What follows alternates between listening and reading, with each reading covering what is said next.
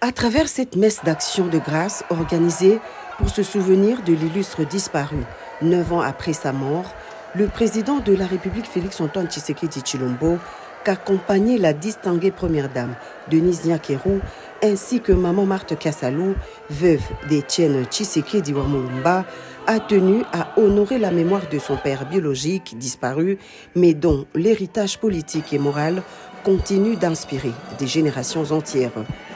Une célébration eucharistique qui se tient dans l'enceinte de la paroisse catholique Sainte-Anne, pleine comme un neuf, avec la présence des personnalités politiques et des sympathisants, membres du parti politique Union pour la démocratie et le progrès social UDPS, dont Étienne Tshisekedi Wamulumba était cofondateur et président jusqu'à sa mort.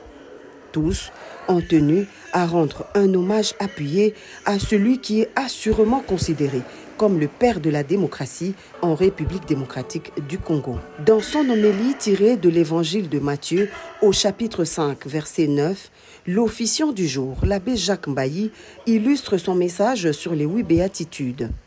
Il présente le docteur Étienne Tshisekedi Wamulumba comme un artisan de la paix, insistant sur la 7e béatitude prononcée par Jésus-Christ sur la montagne, je cite, « Heureux les artisans de la paix, car ils seront appelés fils de Dieu ».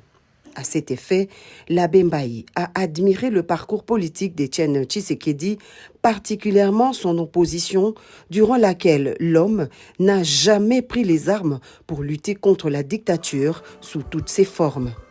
Une manière pour la nation congolaise tout entière de saluer l'engagement, la constance et le combat pacifique d'Étienne Tshisekedi Wamulumba pour l'état de droit, la justice et les libertés fondamentales.